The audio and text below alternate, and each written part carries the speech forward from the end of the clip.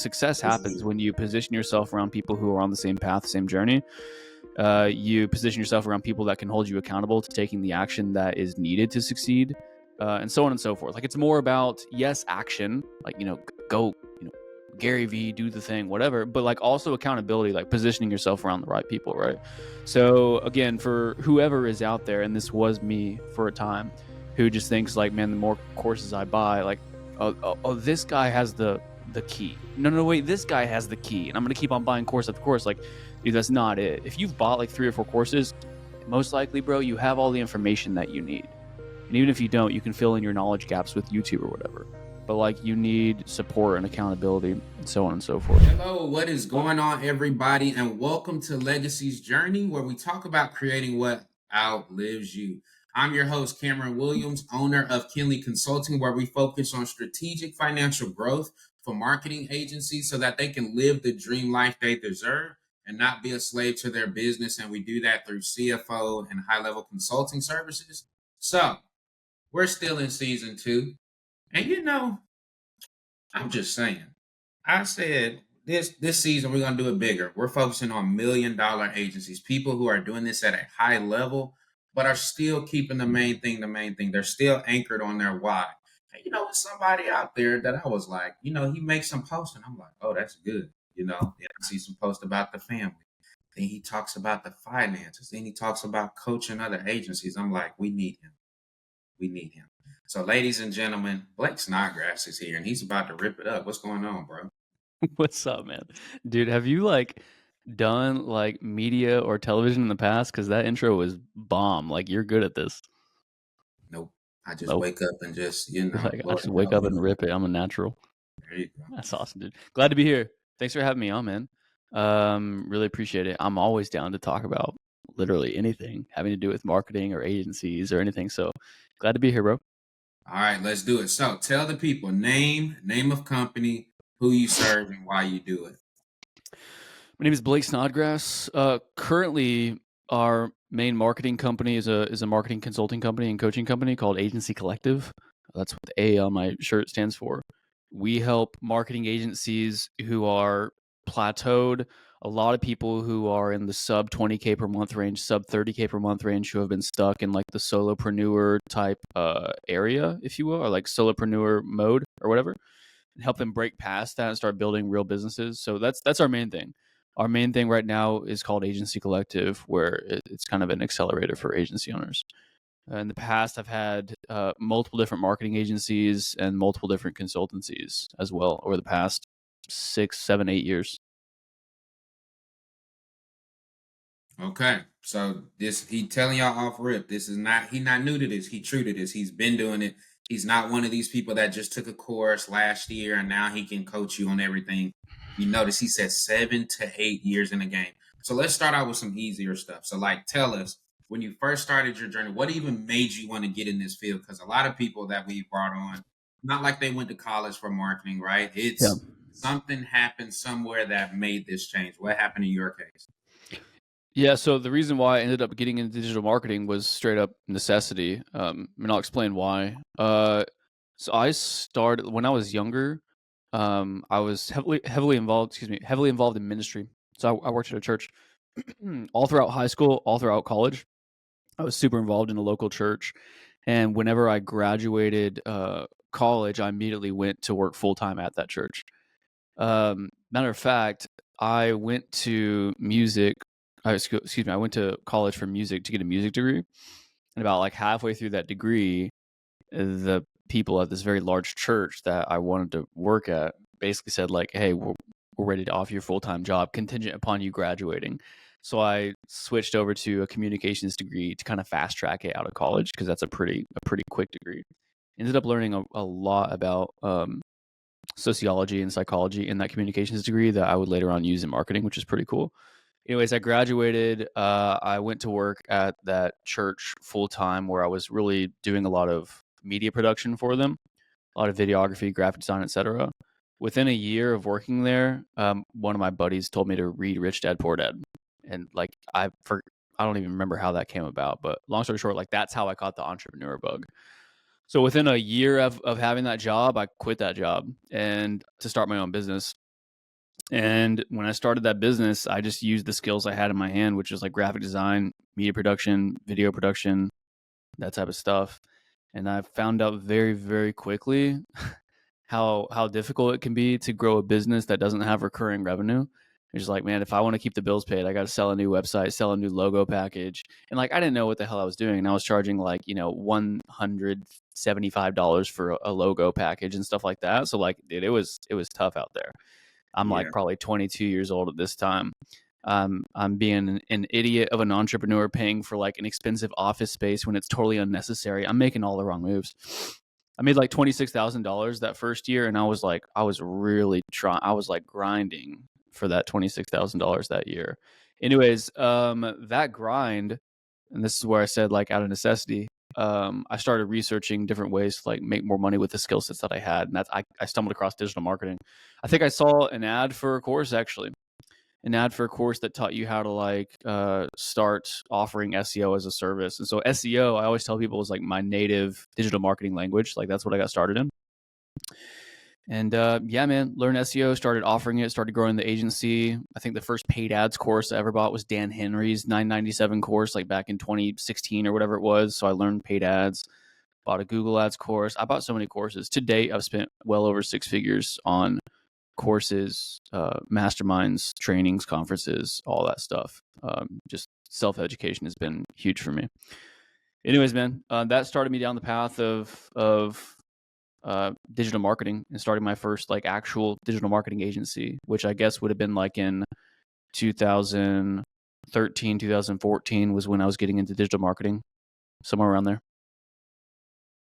Okay, I love it. And just we take notes here. I don't know why I act like I'm in class, but we take I the love it. notes. All right, he already dropping bombs. Now he's saying them so smooth. Y'all gotta catch it. All right, y'all know I'm gonna highlight it, but like right here, I want you to go back to this. You said you know how it is when we're starting that we get these unnecessary things. Let's go back into that because I want you to break down for people like what are some of those things when you were starting out and even now as a business owner that you feel like do I really need it? Is it really helping me go forward or not? Yep.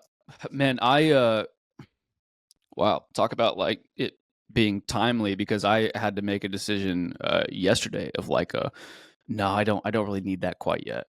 Whereas back then a decade ago, me like abstaining from purchasing something I didn't need or like, accruing an expense I didn't need was like an office space, or I don't need that fancy computer or like whatever. Nowadays it's like people. Like I'm like, man, should I make that hire yet? I mean, it's a big jump. I'm gonna have to pay that person a lot of money. Should I do it now and then know that my profitability might decrease, but then ramp up over time because of that hire? Or should I wait? Whatever. Like so, yesterday I made the decision to wait on a hire I was planning on making. A hire I was planning on making. And I'm like, like we can continue to operate without that role for now, and then it'll be a smarter decision in 3 months from now after XYZ thing has happened, right? So in the beginning, those types of things were like, yeah, I shouldn't spend money on a fancy office space when my business has, 13 grand in the bank account when I'm 24 years old or whatever. Like I'm just getting started. And nowadays it's more about like, should I or should I not invest in this $20,000 mentor? Should I or should I not invest in this large salary employee, like that type of stuff? I love it. And I think that is so key because I know that that's something that a lot of our people ask us as agency owners. Cam, I think I need to make this higher, but you always told me come talk to you first before I do stuff. And I think Yeah. what you said is so key because I think somewhere in the marketing agency education system, we always think, up, we got to keep getting account managers and we got to go get 12 VAs and setters and closers when you have to do the right things for the stage you're in and maybe the next stage, not 17 stages from now, right? So to your Yeah. point, I love how you were able to say, let's look at it. And what we always teach our people, like, hey, let's look at the finances. What are they saying? Do we have enough profit to even afford a 7K a month salary? Do we have enough money in the bank? Because, like you said, we know that we're going to have to spend time teaching and training. Can it handle that? And all those different factors. I had that same issue with the office where, like you say, it's like, all right, it's cool, but do I really need this? Like, who's really gonna come visit me? We can stay virtual. So Man, I that love that how you work through those. that first year you get a taste of real money, and you're like, oh, okay, time to level up. I'm gonna spend $5,000 on a branding package. I'm gonna get this big ass office I don't need. Excuse my language. I'm gonna hire someone like way before I need them. I'm gonna hire an executive assistant.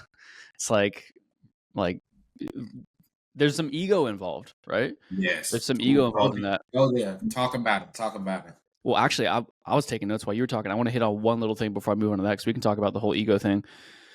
But like about different things that earlier on in your business you like want to try to like avoid wasting money on. Do courses. Like, can we talk about courses for a second? Oh So yes, what? I And have I know I something just to do. mentioned like, okay, agency collective, we're helping agencies, yada yada. But like, what we do, I'm not going to make this some kind of pitch, but like, what we do is like hands-on consulting with you. Like, we have meetings every day, and we're like in the trenches. Like, let me look at your ad copy. This client said this. Here's how to respond to them. Let me review your sales call. Like, it's consulting, right?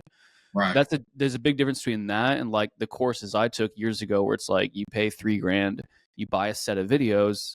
There might be a Facebook group to ask questions in, but like it's a course, right?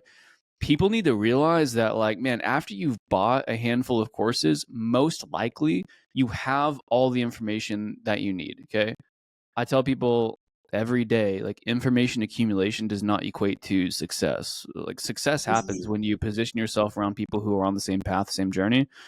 You position yourself around people that can hold you accountable to taking the action that is needed to succeed, and so on and so forth. Like, it's more about, yes, action, like, go, Gary V, do the thing, whatever, but like also accountability, like positioning yourself around the right people, right? So again, for whoever is out there, and this was me for a time, who just thinks like, man, the more courses I buy, like, oh, this guy has the key. No, wait, this guy has the key, and I'm gonna keep on buying course after course. Like, dude, that's not it. If you've bought like 3 or 4 courses, most likely, bro, you have all the information that you need. And even if you don't, you can fill in your knowledge gaps with YouTube or whatever. But like, you need support and accountability and so on and so forth. that But was so good. ego, like you were saying, yeah, a lot of those bad decisions earlier on in business can be made because of ego. Like the simple stuff, like overspending on an employee you might not need yet, or an office space, or whatever. But ego seeps into a lot of other types of decisions in your agency as well. Like making big bets before you're really ready. This could be like investing in advertising before you've really like learned how to use that particular medium. I'm trying to think of examples, but like ego seeps into a lot of other types of decisions as well, I believe. I love it. And first off, he just dropped the whole bar. Information accumulation doesn't equal success. That is so good because Facts. we're forever learning. But to your point, if you don't apply it and get held accountable, like you just know a whole bunch of stuff. You're not doing it though. So I think Yeah, that but was like I feel like that's a really like popular thing to say nowadays, of like, however it's said, information accumulation doesn't equate to success. Like, you got to do the work. Like Gary Vee says, information is shit. Um, you need to execute, whatever. Like, everyone knows that. It's a very popular thing to say. But the question becomes like, okay, well, how do you execute? Like, how do you take action? I know that information doesn't equal success. I need to act on it. Okay, well, like, how do I act on it? And what kind of mechanisms can I put in place to make sure I'm acting on it? And that's where, again, not to be like promo-y or whatever, but like Agency Collective, that's why we place such a heavy emphasis on like support and accountability. I joke around and say the A stands for accountability. Like, that's what it comes down to, is positioning yourself around, either it could be like a one-off mentor or a group of people or a mastermind or whatever, to where like, you're going to get there's going to be some degree of accountability there. And I joined mastermind. I'm literally, I kid you not, I'm signing up for a mastermind today. Like, I'm always investing in myself, but nowadays it's less about like paying for unique strategies, because I've like kind of seen it all by now. And it's more about like paying to be around certain people who I know have different ways of thinking, and I know I'm going to be held accountable for living up to a certain standard as either a person, father, entrepreneur, or whatever. I like that because I was just about to say. Now you said you spent 6 figures on it. Tell us what, in your opinion, makes a good mastermind versus a bad one, because we know there's both. So, what have you found? Maybe 2 or 3 things that you're like, this is what you should look for in a mastermind or coaching program, because there's so many, because the market is just saturated with them versus if you get these signs up front, you probably should stay clear. Yeah.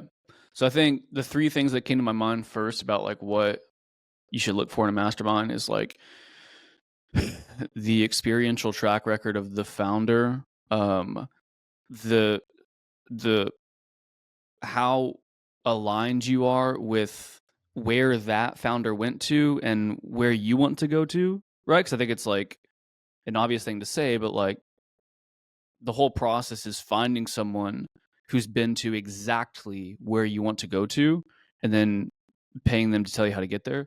So like where they've been or where they are, like make sure that aligns with exactly where you want to be, right? Make sure that's a match. So experience, that match thing I just tried to describe. And then lastly, the whole accountability thing, right? Like make sure that, like, listen, if you're going to pay for a consultant, like make sure you have access to them and or their team on a very regular basis, right? I always tell people like the more seriously you take the more serious you are about growing an agency, the more you should remove yourself as the owner, meaning like replacing yourself in the different roles within your business. But the more seriously you take yourself as a consultant, the more hands-on you should be with your clients. Maybe that's the best way to put it. The more serious you are about growing an agency, the less hands-on you should be with clients. The more serious you are about being a consultant, the more hands-on you should be with clients, right? Because in an agency, it's all about like, look at these big agencies that have like hundreds of clients. You think the owner is like having, check-in calls with clients? You think the owner's on sales calls? Like, no, like the agency game is all about, and I'm about to go on a whole spiel because because I you talk just about put that in there, and I'm like, hold up, you're gonna make some people mad. Okay, I for want to sure. go I mean, break it down from because to your point, I literally was just thinking about this yesterday. So yeah, let me tee you up for the alley. All right, yeah, so yesterday had a literally was in nonstop back to back meetings from 10 a.m. till 5 or 4:30. And all of it was us meeting with clients, doing the consulting piece that we do.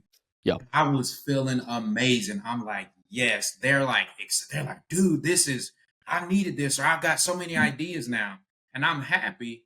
And then when I left, I was like, no, Cam, that's not feeling. Like to try to find somebody to do what I just did. yeah, I don't even know how that's going to work. And if we had double the roster, how would you do that? yeah. Break it down for us. Yeah, so I mean, in regards to scaling a consultancy, you do have to find ways to. So we have like different tiers of our consultancy, and one is more of like a group coaching for the sole purpose of making it extremely affordable for people to get the education and the resources and the accountability that they need. And then we have like a level up tier that does include some one-on-one coaching. So like there's different tiers that we have to make it manageable to grow a consulting company in a way that all of our clients get all the support that they need based on like how much they feel they need or whatever. But going back to what I was saying about like the agency versus the consulting model, and I said like the more seriously you take growing your agency, the more you should try to remove yourself as the owner, and then the more seriously you take the consultancy, the more you should get involved with your clients. On the agency, when I'm consulting with agency owners, I teach this like 6-pillar framework is what I call it. It's not a unique mechanism. It's no shiny, magic bullet thing. I think we can all agree that these 6 pillars have to exist in an agency. Your lead generation, it's like opportunity inflow, sales process, closing, onboarding, fulfillment, account management. Okay. Pretty clear, obvious statement that those things need to exist, but I kind of put it into like a quote unquote framework. So that way, whenever an agency comes to me, I can lay out the 6 pillars and we can quickly like find where the constraint is within those 6 pillars, diagnose their issue, and then start talking about it, right? Start talking about a solution. Regardless, there's these 6 pillars, right? The whole goal is to make sure those 6 pillars are in place and then over time, methodically remove yourself from each pillar. Like that's how you grow an agency. You make sure you have lead generation coming in, a solid sales process, which that's kind of an umbrella term, but that kind of includes your niche, your pricing structure, your offer, etc. And then closing, so like sales ability, and then onboarding, fulfillment, and account management, which is all the back end stuff. Once you have all that stuff in place, you remove yourself, like then you have a self-sustaining, more like automated type of agency, right? So in my agency, before we got acquired, and this was a little over 2 years ago, when I had the agency that I exited, we would have leads and opportunity coming in on a day-to-day basis from ads that were running by themselves. Like ads were running, churning out opportunity into our pipeline. I had a salesperson who was getting on intro calls and demo calls with them. They would make the sale. The salesperson, the account manager would get on the onboarding call and onboard the client. Our white label fulfillment team would start doing fulfillment. Our account manager would handle communications and reporting. And where was I? I could be doing anything I wanted to. Most of the time, I was like in the kitchen with our ads, like making sure our ads were performing well and making sure that the whole system was fueled. But like I could have even gotten that off my plate if I wanted to. I didn't, because like that's kind of my thing. I love advertising. But regardless, like that is an example of like me having removed myself from those 6 pillars. So when I say like, hey, the more seriously you take growing an agency, the more you need to remove yourself. That may have been kind of cryptic at first, but that's what I mean, right? And by the way, this is why like whenever I went to sell my agency, like it sold within a couple months. Like it was such an attractive purchase because it was a self-sustaining asset. It was a self-sustaining business. Does that make sense? Oh, let's cook right there, cause you with the pot, you on the stove right now. Okay, first let me keep y'all caught up. He said, if you want to scale, less one-on-one and working on removing yourself. If you want to be the best consultant in the world, you need to do more one-on-one. He talked about the 6 pillars. Now, you just went here. How I want to say it. All right, you talked about getting acquired. So let's take a step back, because this is a very hot button topic now. Everybody's like, oh, I want to be able to get a 3x multiple and all these things.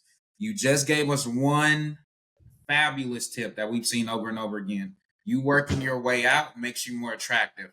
Give us 2 or 3 other things that you believed helps you to sell, and they gave you a number that you were actually like, oh yeah, I'm good. Let's run it. Yeah, man. In Agency Collective, we have guest speakers on a weekly or bi-weekly basis. One of the guys we had come in last month, his name's Chris Wyatt. He runs an agency. He also happens to be a one-on-one consulting client of mine, like super good dude, even though he may not even need it. This guy's a marketing OG. Like he's really, really good. I'm learning from him as he's learning from me. It's a really cool relationship we got there. But he also acquires agencies.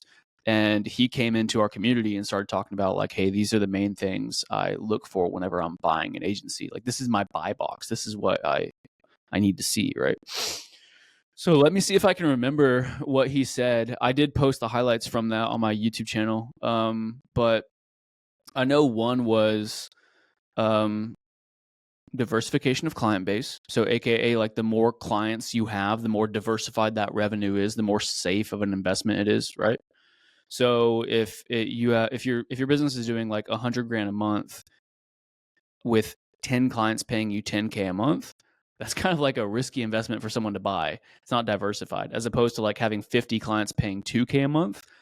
Okay, well, like, if we churn 2% upon transition after the acquisition, like that's not as bad as it could be if like we churned 2 clients on the we only have 10 clients situation, right? So anyways, diversification amongst the client base was one for sure. Don't forget taking yourself out the process. That's for sure. That's a big one. So it's like how removed the owner is, how and he called it, concentration risk on the owner, right? Does the business depend on the owner for either operations or client acquisition? I know some agencies who have gotten to really great heights because they've built a big personal brand for themselves, and that's really, really awesome. One of my closest friends built his agency to multiple 6 figures per month off of his personal brand. But the thing is, like, whenever we talk about an exit event, that's just going to be like a mark against you in an exit event, because like if new ownership takes over, well, they lack the personality. They lack the personal brand. They lack the thing that was bringing in all the clients, right? And that was another thing about like my agency selling, is whenever I handed over the keys of the agency, I handed over the ad campaign, I handed over the pipeline, I handed over this massive client acquisition machine that we had built for that agency. Let me see what else. So there's diversification amongst book of business. There was removal of the owner, to put it briefly. He mentioned like, $2 to $5 million a year is like the range that people are looking for whenever they're buying agencies. Sorry, man, I'm drawing a blank. He gave me 5 total. I'm drawing I a blank got right now, you. but he Here gave we me 5 go. total. Here we go. Okay, what did he say about revenue, cash flow, and profitability? Yeah, gosh, he said some pretty specific stuff about that. Again, it's on my YouTube channel, but he mentioned like they Here, do go want ahead and plug the YouTube channel real quick. Go ahead and plug it. it's I actually just changed the name of it. It was just Blake Snodgrass, but I just changed it to Agency Collective because what I want to do is start uploading more highlight clips from these guest speakers that we're having because these guest speakers they've been bangers lately, and so it should just be Agency Collective. It's a green A logo. You'll see that on the YouTube channel. It And was probably go like one of the last further. videos I posted. His name's Chris Wyatt. Yeah, Chris Wyatt. Go look him up. He's Yep. certified. Okay, so we got diversified client base. How removed our own areas. Personal brand is a mark against you. 2 to 5 million a year is the range. What did he say about your team? Like, does your team need to be a certain size?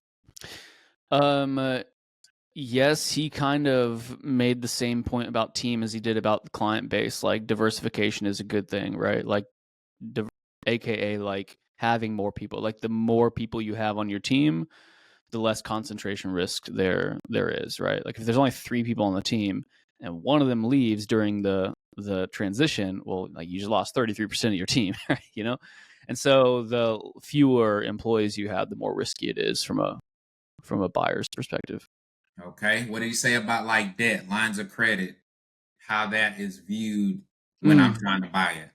Yeah, I mean, he all the finance side of things, he went into detail on that stuff, and like he's a much smarter finance mind than I am. But I do remember him saying like, um, obviously it's a major plus if they don't have any debt. One thing he was really concerned about was like the gosh, what was it?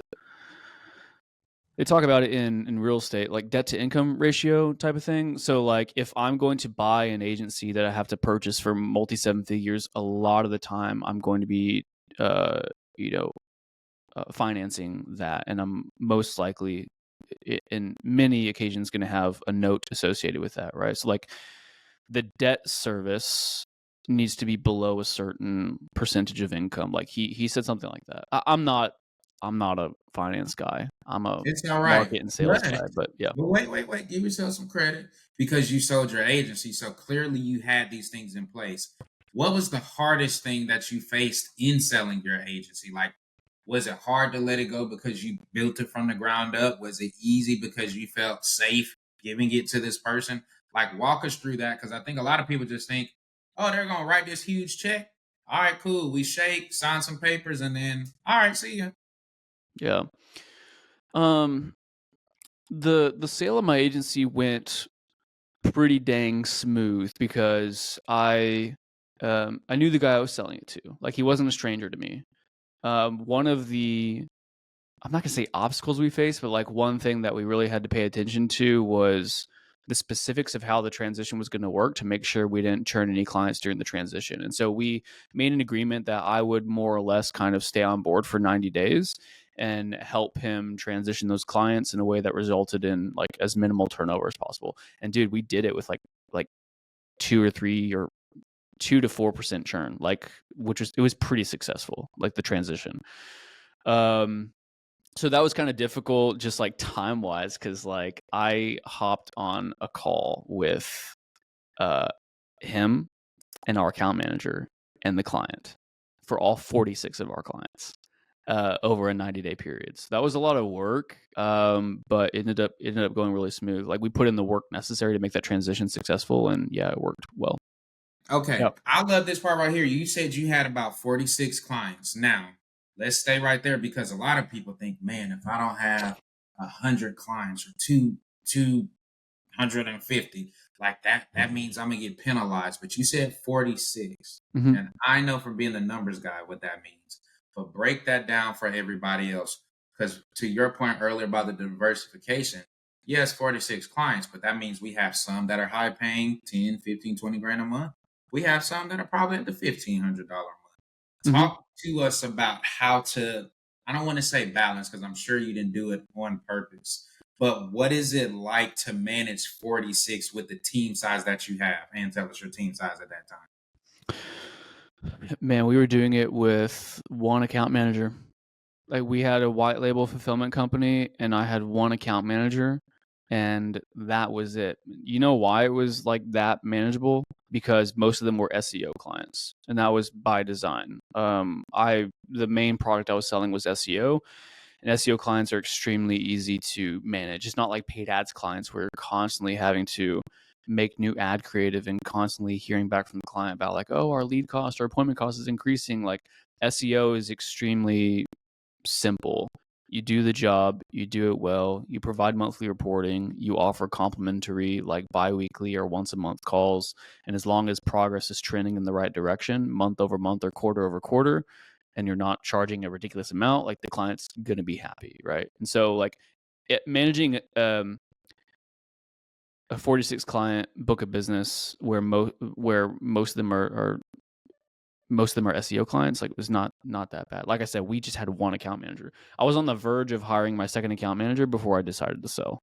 So that account manager was pretty busy, but like it was, yeah, she was just one person managing all those accounts. Did I So answer your don't. question? I feel like you asked me something different. No, that's a good answer. I Okay. think the key there is a lot of people, oh, I don't know about outsourcing to a white label agency because what if they don't do it the way we do it? But he's telling you that you can do it successfully. Of course, you have to. That's a topic Maybe right we there. should ask that question. How would you suggest people find the right white label partner if they're going to go that route and not keep it in house? It's a major topic. Yeah.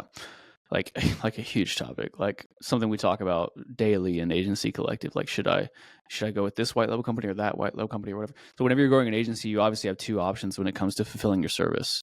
Well, in the beginning, solopreneur mode, you might be doing it yourself, and then you can just transition to either in-house or you can transition to white label, right? Which I kind of have started to use this term like drop servicing, if you want to look at it that way, right? Like you're selling and then you're dropping the service, like you're using a white label company for the service, right? So where should we start? You know, there's pros and cons to both paths. Like in-house team, the pros are you have more control over the quality of service. That's the main thing. You have more control. The cons are it's kind of an upfront investment, whereas like a white label company, you're going to pay a low monthly rate per account upon bringing on the account. So it's like if I acquire an SEO client, then I'm gonna start paying the white label company, $350 a month or whatever I pay them, and I'm not going to accrue another $350 in expense until I bring on the next client. So it just ratchets up. You're only paying more whenever you're earning more, right? With the internal team in-house model, like before I have a lot of clients, I got to pony up the cash to pay this person's salary, and then hopefully we can ratchet the book of business up quickly to cover that expense, and then we'll reach a certain level where I'll have to make another big investment into a new person, and then profitability shrinks, and then it's going to grow as the book of business continues to ramp. So it's like, you get what I'm saying, right? It's like a large investment and then a period of growth, a large investment and period of growth. If you want to look at it that way, for someone who's like just starting out, like hiring someone is for sure a large investment, if you want to say that.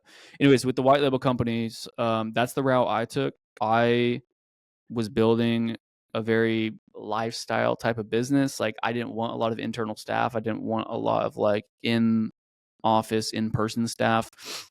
I wanted to have a business where I had my marketing running. I had a sales guy taking my calls. I had an account manager doing onboarding and client communications. And I had a white label team doing all the fulfillment. All of it's remote, all very streamlined, and we can scale very quickly like that. Now, back to your first question of like, how do you determine like which white label company is best, and like what are some good like practices for knowing which white label company to partner with? Man, there's the issue is like there's so many crappy white label companies and like subcontractors and stuff out there, Like I hear from agencies all the time that they just don't know who to hire, and they've been through like 4, 5, 6 white label companies that like have just done a terrible job for their clients, And so some of them go the path of like trying to find good individual subcontractors themselves. Like I'll go find someone who's really good at SEO, as a subcontractor. I'll find a really good like paid ads subcontractor. I'll find a really good content subcontractor. And I'm going to assemble this whole team together. The thing is, whenever you do that, as opposed to hiring a white label company who's just going to take care of all of it for you, is you're relieving yourself of the actual like fulfillment task, but you're adding on the management task, right? So like you think you're getting stuff off your plate, but really you're putting something on your plate that's even more heavy than fulfillment. It's called management, right? Whenever you like, let's say you have a white label company and you bring on a client that's going to do SEO, Facebook ads, and Google ads with you. You onboard that client to the white label company, and the white label company is going to choose one of their team members who's a specialist in SEO, someone else who's a specialist in Google ads, someone who's a specialist in Facebook ads. They're going to have a project manager, and they're going to have someone to communicate with you about the performance on that account. Like it's pretty much just like a one-stop shop type of thing, right? Like whenever you hire a team of subcontractors, you have to communicate with all of them individually, and it creates like this constraint of you now being a manager to all these people. Whereas with a white label company, you can probably just talk to like your one like point of contact with the white label company, and they're handling everything on the back end. And if Susie, the SEO specialist, gets sick or needs to be replaced or whatever, like they handle that. You don't have to think about anything, right? So that's my spiel on like, hey, if you don't want to hire in-house staff, here's the difference between like finding individual subcontractors versus like hiring a white label company. Now, No, I think that's good though, because to your point, like everybody's not great at managing others, right? Like it's a new skill set for a lot of people. And most people, I mean, unless you, I guess you can say worked in maybe restaurant industry or something like that. Most people, especially coming out of college, you don't know how to manage people of different ages, different backgrounds, and demographics. Yep. And then you're the owner. So I know for me, I've been focusing a ton on leadership this year. Like everything starts and stops with you. You have to set the tone, you have to set standards, and you got to be consistent across the board. You can't show favoritism. You got to make sure we're all going in the right direction. So to your point, not necessarily that it's easier, but it just may be more efficient depending on how you're trying to create your business to consider the white label strategy. I think that's great. Yeah. And I'm no like management guru. Like I think the biggest my team has ever gotten is like 12 to 15 people. I've never employed like 100 people or something. But still I know enough to know that like management is a skill you have to develop, you know. And if you're again building a team of subcontractors where you're relieving yourself of the quote unquote fulfillment tasks, but then in the same breath like adding on a bunch of management responsibility, you're alleviating. There's two types of delegation. One's like delegating tasks, like what you do with your hands, and the other one is like delegating decisions, which is where your mental bandwidth gets taken up, right? With the white label company, you're delegating both, right? You're delegating the tasks that are getting done, like the SEO, Google ads, whatever. You're also delegating the mental bandwidth decision making. The project manager within that white label company is going to see like, hey, this person's, you know, SEO account is performing bad. We need to fix this. Like what they're doing all that for you behind the scenes. Whereas again, if you hire individual subcontractors, you're relieving yourself. You're delegating the what I do with my hands tasks, but you're adding on a mental bandwidth associated task, if all that makes sense. But I think the biggest question you asked, what you started with, was like how to choose a white label company. So there's a good handful of white label companies that are like the front runners, like the big premium white label companies that a lot of people know about. 51 Blocks, Agency Elevation, PPC Foundry, Invisible PPC. I want to make sure I don't leave anyone out. Hey, we may not need to name drop because they're not sponsoring the podcast. We may not need. You can do Invisible PPC because we had them on here, but we may not name drop because you know maybe we need to do us. I'm just playing. You can name drop because people may look them up and do the research, and we're here. Sure. Well, I mean, like that kind of plays into the point I'm going to make a little bit. Like my philosophy, even as someone who coaches agency owners on a day-to-day basis, when I'm talking about like which white label company you should go with, I never recommend just like one, like this is the best one. There's no such thing as the best white label company. I'll just say that. Whoa. Because that's bold. Yeah, there's no such thing as the best white label company. That's like saying there's such thing as like the best hammer. Dude, it's not about the hammer, it's about how you use it. And that's a concept that not many agency owners really understand, that white label companies are a tool, and you can be either really good or really bad at using that tool. So I've heard about X, I'm not, well, I'll stop naming names, but like about this one white label company, I've heard they're the best, I've heard they're the worst. I've heard that same thing about every white label company. So it's like, well, what gives? Like, why do people say that they're the worst or they're the best? And I've heard that about every white label company. It's because of the agency owner.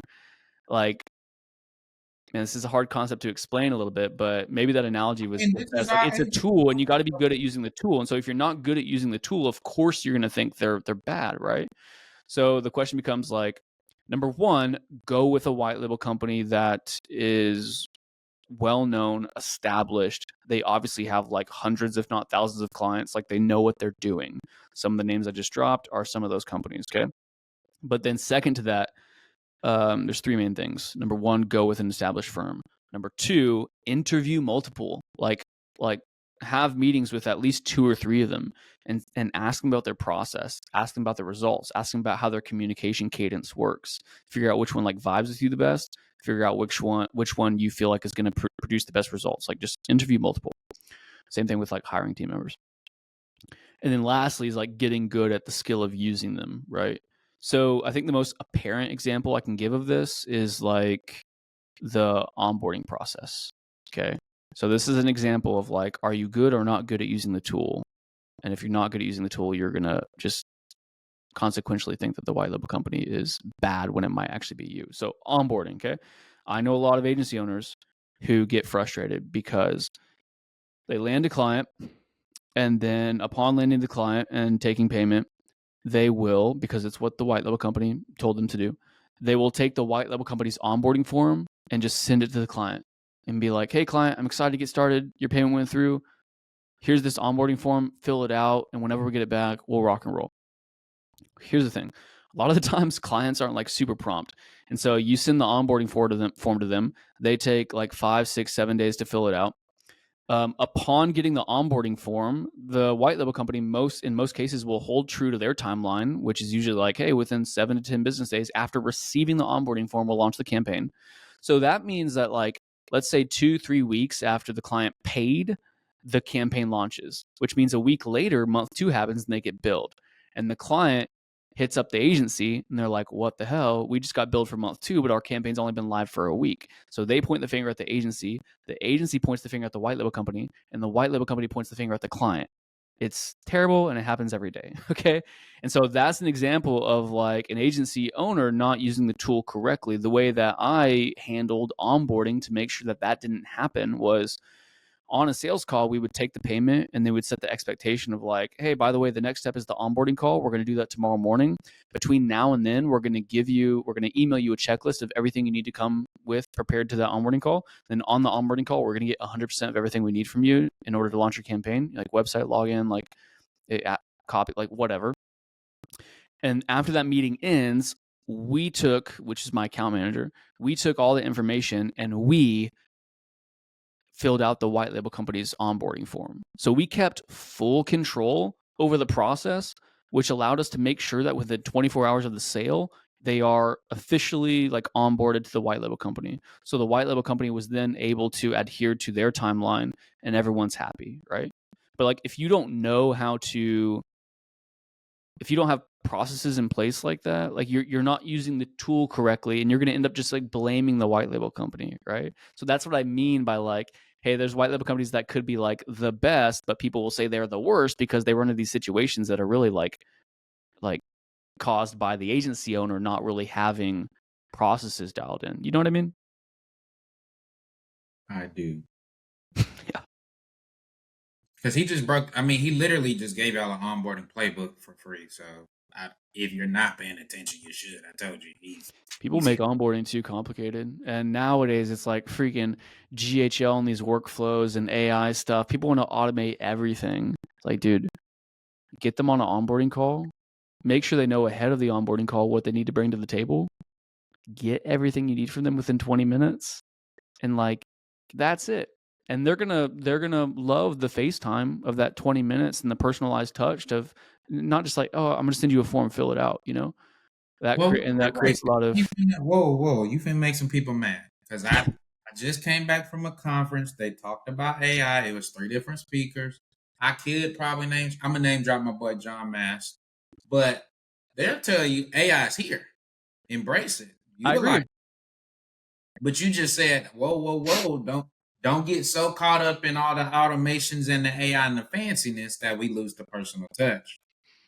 Yeah, when you have like 8 clients, like do the freaking onboarding call, man. Like, you know what I mean? So I have people asking me like, should I use AI chatbots for my lead flow that are coming in? It's like, what's your budget? How much are you spending per day? How many leads are you generating? Well, I'm spending $30 per day and I'm generating like, 3 to 4 leads a day.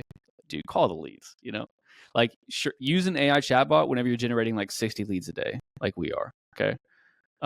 So that's kind of my view on like the whole tech aspect of things. I feel like since there's so much tech available and GHL and workflows and AI chatbots and stuff like that, like a lot of it gives up and coming entrepreneurs an excuse to be lazy.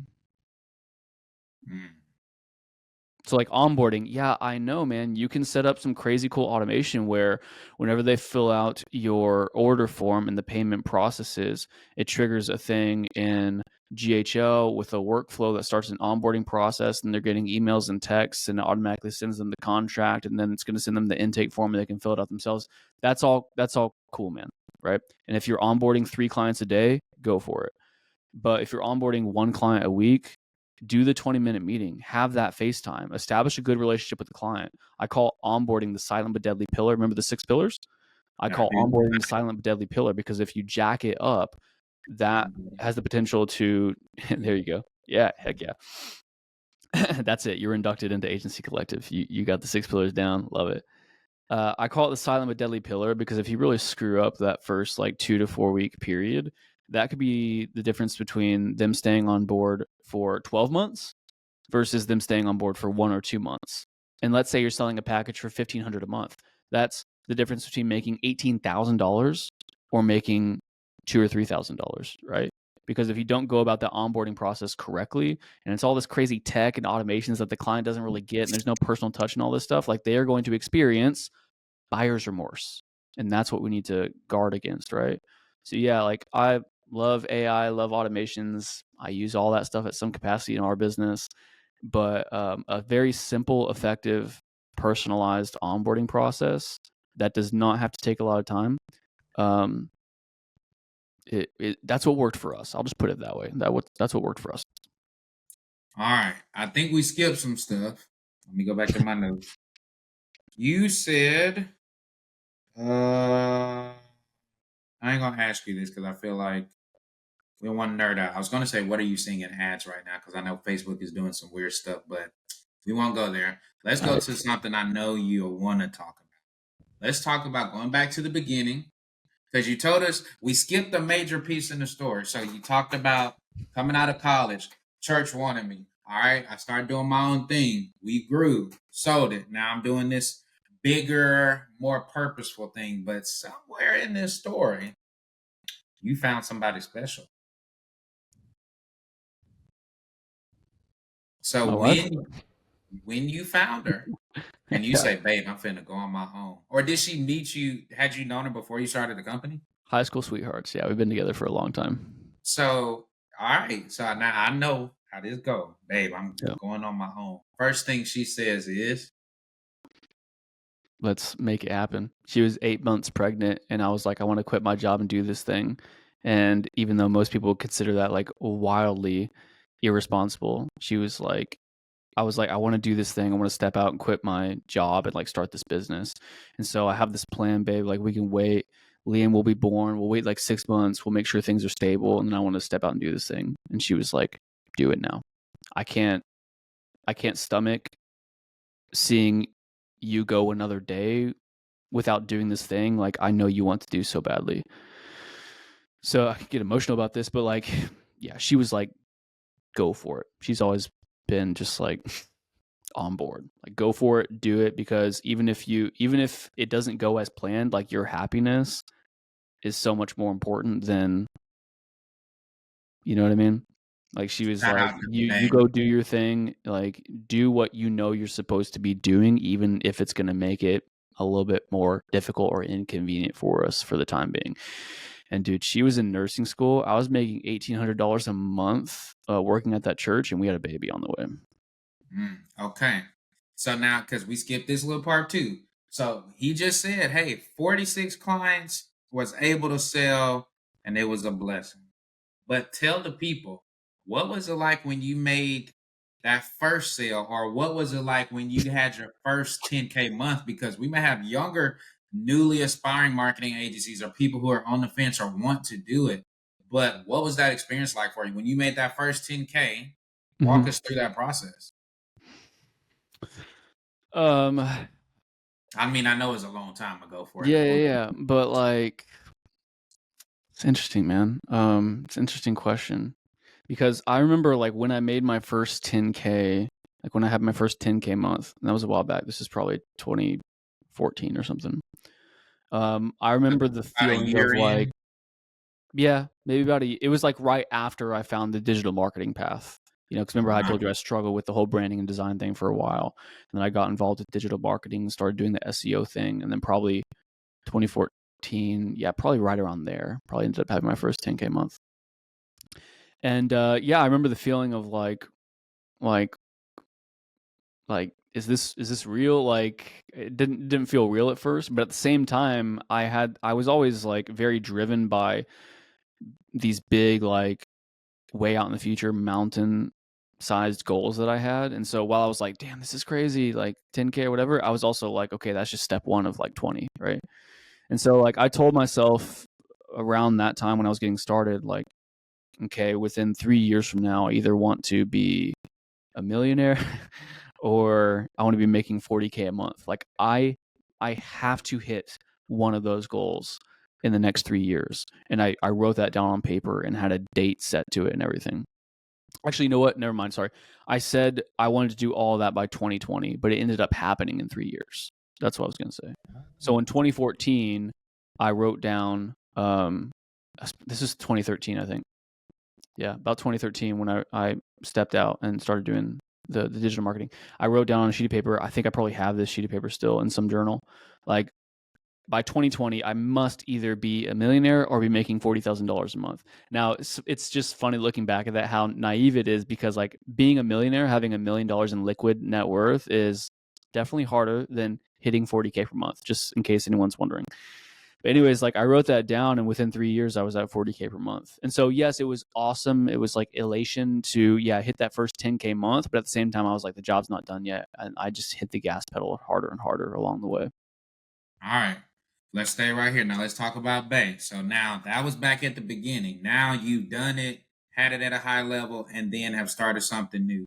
What are some things that you're doing in keeping balance between you and her with date nights, and then of course spending time with your kids? Yeah, for sure, man. So like I'll be the first to admit I'm not perfect. And so as an entrepreneur, creating work-life balance is an ongoing thing. Like it's, for me, it's never perfected. If I was just to sit here and be like, hey, I have this process and that's how I keep perfect work-life balance, like I'd be BSing, right? So it's an ongoing battle. I try to leave the office by 5:30 every day. And when I go home, usually that like 5:30 to 8:30, which is like bedtime, usually that time slot is like just I'm just playing with my boys. I'm just playing with the kids.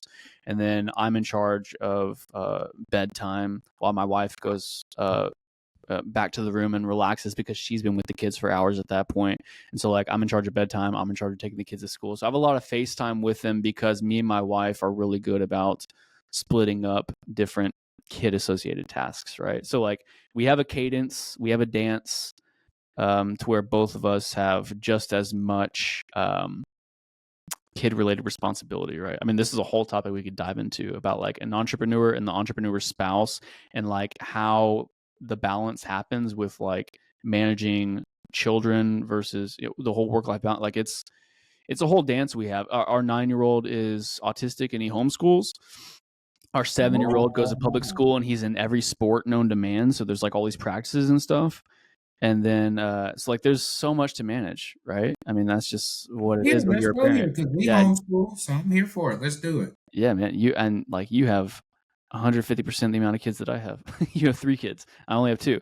And so you know it well more than I do. But man, we try to, as frequent as we can, get a babysitter, have date nights. We definitely hold like this 9 p.m. to 10:30 p.m. time slot sacred, where after the kids go to sleep, like we're trying to hang out and spend time together. On the weekends, I go through certain growth periods, and I'm in one right now where I may work a little bit on the weekends, but by and large, we try to have like Saturday, Sunday is just family time. So we try to keep those guardrails up and make it as much about family as possible. Because like just big note for like any entrepreneur out there who's thinking about like different ways or better ways to have this work-life balance. One thing we have to keep at the forefront of our mind is like, if we are not spending time with our family, yet we're telling ourselves every day, I'm working so hard for my family, like that's a dichotomy. It's like completely like contradictory, right? Like I'm going to work so hard. And this is something that like I was, uh, like, how should I say this? I was guilty of this for a while, being like, I'm going to work so hard for my family. And babe, that's why I'm working like, 12 hours a day, 7 days a week. So that way we can have this amazing future and spend all this time with our kids. And it's like, dude, if you're not doing that now, do you think your kids are going to want to spend time with you in 10 years from now, whenever you reach that big goal of yours, the goal that isn't even aligned with like your kid doesn't have that goal for you. Like they just want to spend time with you. Like they just want to spend time with their dad. Right. So this whole thing of like, if you're saying I'm working really hard and spending like so many hours at the office for my family, but you're not spending, as a result, you're not spending time with your family, even like a minimal amount of time. Like, dude, it's just like a big contradiction that you have to watch out for as an entrepreneur slash family man or family woman. I love it. Yeah. Now let's get into the homeschool piece real quick. Because when you said giving wife a break, I said, oh, I already know what that means. Because it's Yeah. the same thing, right? Like I'll get done with the day, go to the gym, come back. There's some days it's fine. There's some days she's like, I am tagging out. Leave me Yep. alone.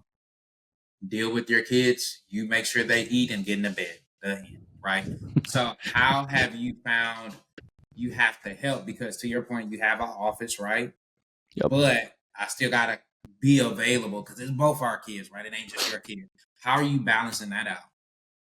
Or give us some tips on how to best balance it out. Yeah. I mean, like I said, even though like Christy, my wife, is most days home with Liam as he's homeschooling and everything. Um, we've just gotten really good at balancing. I'm trying not to make it sound so like black and white and tactical, but it really is. Like we've gotten really good at the logistics of what needs to happen and who's taking what task. Like as black and white and machine, whatever that sounds like, that's truly what it is. So it's like we'll map out like, okay, well, Christy is doing homeschool and she's like home all day with Liam. She does have a nanny 2 days a week, so she can work on her business as well, because she has a consulting business as well where she consults with medical field companies and nonprofits, which she's amazing at. And so we have a nanny 2 days a week from like 8 to 3 that will give her some time to do her career and her passion. But then a lot of the times outside of that, she's watching the kids. So like that's a big burden, right? And I could be like, oh, well, I also have a big burden because I'm at work every day. But like it's a different, like parenting is a different thing. Like parenting is harder than being an entrepreneur. Can we just like freaking call that out? Parenting is harder than being an entrepreneur, right? And so like I over time have gotten better at like being not aware of that, but like just being respectful about that and being like I know I know the burden she's carrying by like doing the homeschooling and staying home with Liam, our son, and everything. And so like I want to be super cognizant of that and make sure I'm going above and beyond with taking care of like other tasks that I can outside of my work hours, right? So Eli, our younger son who does go to public school, like I'm doing drop off with him every day. When I get home at night, I'm trying my best like spend those few hours after work to play with them and hang out with them, and then I'm in charge of like bedtime, bath routine, like all that stuff. And so we've just gotten good over time. We were not good at it a while back, but we've gotten good over time at like splitting up tasks and making it fair and balanced, if you want to put it that way. So that was a lot of rambling, but hope that makes sense. I think it's different for everyone, to be honest. Yeah, that's how the wives will say it needs to be fair. Because it's not the same thing. You're like, I Dude, cannot be just argue. if the guy is doing 100% of like the working and the wife is doing 100% of the child raising or vice versa. Because obviously, like, women can be entrepreneurs and men can be stay-at-home dads. Like, it goes both ways. But like, still, in that example, like, if the guy's doing 100% of the providing and the woman's doing 100% of the child raising, like, that's not gonna end well. And like, yeah, man, this could go down a completely different rabbit hole, but you have to find that balance that Yes. allows you to, yes, support your family, put the work in, like, look out for the long-term financial well-being of your family and everything, but while also being an extremely present husband and father. I think like presence is probably the big thing we could probably riff on for 2 hours, just like being present for your children. I agree with this. All right, let's go rapid fire because these are things I know you're going to know the answer to. All Cool. right, here we go. Tell me what are 2 or 3 things that you do relatively consistently that you would say contributes to your success. Every single day I look at our advertising and sales metrics. Every single day. Takes me 5 minutes, but I look at that spreadsheet every single day. Yesterday, I know down to the dollar how much we spent, how much new opportunity came in, how many new customers we brought in, what our customer acquisition cost was, like everything. So I'm extremely in tune with our marketing sales. I'm also extremely in tune with the cash flow coming in and coming out. Every single day, I do an expense report. So I'll copy and paste yesterday's transactions over to a spreadsheet. I will itemize them, categorize them. I'm 100% finger on the pulse in the know of the money coming and going from my business. And then daily. I'll also try to, those are the main things, like having my finger on the pulse of business growth, having my finger on the pulse of cash flow coming in and coming out, and then also just like going above and beyond with support, which I know sounds cheesy, but like every day, even though I don't have to in a lot of occasions because I have account managers and things like that, like I will send voice note. I probably send 20 to 30 voice notes a day to like our clients and our customers, just to check in with them. So like being extremely active with our clients is probably the other thing that I do. That this is the reason why, to toot my own horn real quick. This is the reason why, like, we just constantly hear that our community, our consulting firm, like, is the best thing anyone's ever experienced, and like the support is amazing, like all this stuff, because like we just go above and beyond with like making sure we make ourselves available to people. And I'm checking in with people all the time, and I'm talking about like, dude, a 20-30 second voice note can be the difference between someone feeling really, really supported, and not, and so like I'm very interactive with my clients even when I don't have to. I go above and beyond, and I do that daily. So to answer your question there. All right, what has being a business owner taught you about Blake the person? I think being an entrepreneur exposes your where you lack, right? So I've learned a lot about who I am as a person and what I need to work on. Like, your business is a reflection of you. Like, if your business is struggling in a certain way, it's probably because you're struggling in a certain way. That could be like consistency or discipline. It could be accountability. It could be like your character. Like, if your character is poor, that will seep down into your team. It'll seep down into your clients. Your business is a reflection of you, and the health of your business is a reflection of your health. It could even be physical health. It could be that literal. And so, yeah, man, my business has exposed to me a lot about lack of discipline in some seasons. It's taught me a lot about lack of empathy in some seasons. These past 3 years, I've just learned so much about being a leader, an employer, hiring new people all the time. And so, like, those types of seasons will put you in situations where you realize, man, I really need to develop my empathy more. I really need to develop like this, that, and the other, right? So, sounds like a pretty cop-out question, but like I'm learning new things all the or cop-out answer. I'm learning new things all the time. As my business grows, I have to acquire like new skill sets and develop as a person continuously.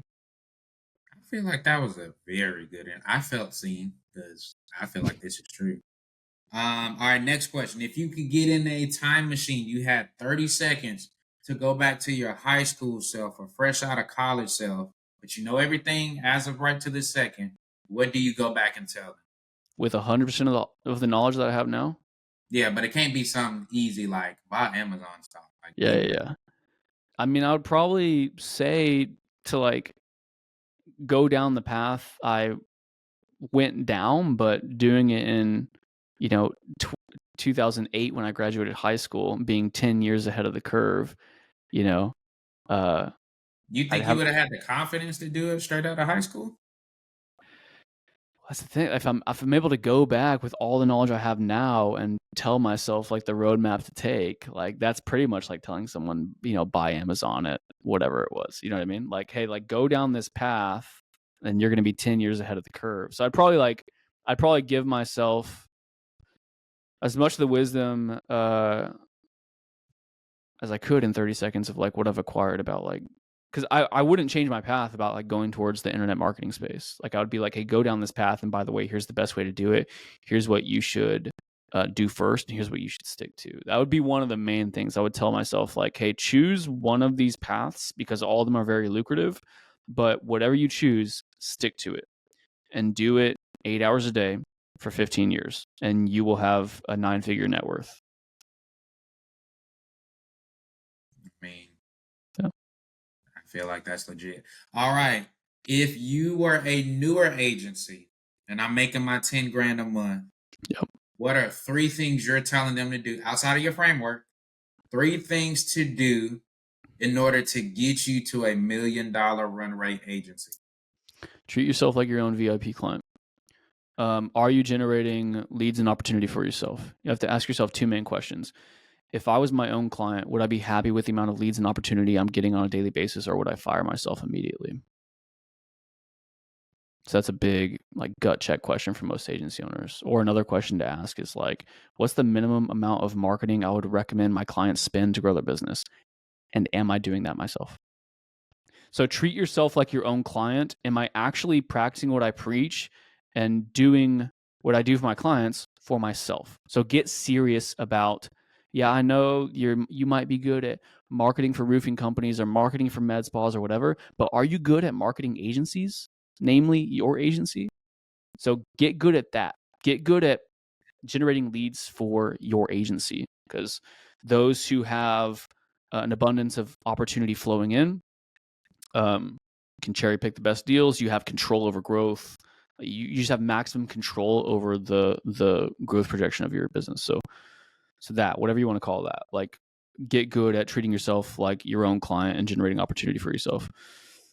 Number 2, as fast as humanly possible, get fulfillment and account management off your plate. Okay, so those are the last 2 pillars we talk about in that 6-pillar framework: fulfillment and account management. Whether it's white label or I talked about the downside of hiring a bunch of different subcontractors, but whether it's white label or that or in-house, like get fulfillment and account management off your plate as quickly as possible. All these premium white label companies didn't exist back when I was getting started in 2013, 2014, 2015, but they're so abundant now. Like you have no excuse to not get fulfillment off your plate as quickly as possible. Even account management. There are firms that will recruit, hire, place, and manage an account manager for you within your agency for X amount of dollars per month. Okay. So there's no excuse to not get that stuff off your plate as quickly as possible, because then that allows you to focus on the first thing I said, which is learning how to create more opportunity for yourself. So opportunity creation, getting fulfillment and account management off your plate, and then accountability. I'll sound like a broken record and go back to what I was talking about earlier. It's like place yourself around other people who are on the same journey. Place yourself around people who can hold you accountable and keep you motivated. Because remember, it's not about information accumulation and buying courses and all this stuff. It's about like actually positioning yourself around people who you can grow with. Oh my goodness. Y'all. I'm posting that the minute we get off of here. This man just said, treat yourself like your own VIP client. That means your top person that pay you the most money. Are you doing those same things for yourself? That was so. Okay, let's wrap this up because I know he got to go help and save some other people. This is what I want you to do. Again, tell the people who you are. This is your section of promo, pump, pump, pump. Tell them your name of the company again. Maybe even if you have partners, what you do and how they can get in touch with you, whether that's website, email, socials, whatever. For sure, man. Yeah. Again, Blake Snodgrass. Our consulting firm or our mastermind is called Agency Collective. We have a funnel at agencycollective.io that shows you pretty much everything that is in our mastermind. And we have a 14-day free trial with nothing held back. You can literally join, and there's no gatekeeping. There's no like, oh, you get this thing on week 1 and then week 2. Like, we give you everything on day 1, so you can literally go in for free, decide from the inside whether or not our community feels right to you. And yeah, that's pretty much it. Agencycollective.io. Okay. All right. So let's wrap this up. Let me hit this summary because I got some notes in this mug. You're a good hype man. I'm You sure gotta some of my have answers were terrible, but you're like, that was the best. Like, hell yeah. go. Here we go. All right. We talked about the story started. Oh, by the way, high school sweetheart. So let's start there. Goes to college, works for a church. They offer him a job coming out upon completion. He takes it, starts doing it. Then the light comes on to start his own thing. Wifey's like, go for it, even though she's about to have a baby. And he takes the leap, grows it up to a point to where it's worth selling. Some of the things he talked about that it would help you to do to make sure you can sell: diversify client base, be removed as the owner, aka concentration risk. Personal brand can be a mark against you because if you leave, then what are we pushing? What's the character? The ideal range is you making 2 to 5 million a year. The more people you have on your team, the better. No debt is a plus. Being careful during the transition so that you don't have high turnover. I love how he said that your business is a reflection of you. If you're not disciplined in regular life, there's a high chance you may not be in your business. If you're struggling with communications in other areas, same thing. So I love that he put a high emphasis on investing in yourself, whether that is through the courses or the masterminds or the one-on-ones. And then this part at the end about if you want to get to $1 million, treat yourself like your own VIP client. Get fulfillment and account management off your plate as soon as you can. Find ways to create more opportunity for yourself and place yourself around people who can hold you accountable and that you can grow with. So, bro, we thank you for coming on here. This was dope. I'm with you. I think we could have went another hour, but I know you got to save the world. So 100%. I looked up and I was like, what? Like 50 minutes passed by? It was that's fun, what man. I'm I appreciate saying. the invite. Yeah, man. So this was cool. So yeah, he told you how to get in touch with them. If you want to connect with them on Facebook, I'm sure that's fine too. So as we've been saying, y'all, this is what we're trying to do for season 2. Bring you people that have done this at a high level so that you can learn and glean from them, so that you can connect with them. Maybe this is a partnership for you. Maybe this is the right mastermind that you've been looking for, and you're like, yes, we connect. This is why we're doing this, guys, to give you as much value as we can. So with all that being said, share this episode with somebody who needs to hear it. Tag them. Of course, we're going to have the clips out, so if they resonate with you, make sure you share them. But other than that, guys, until the next episode, take care of yourselves, stay safe, and until the next time, peace.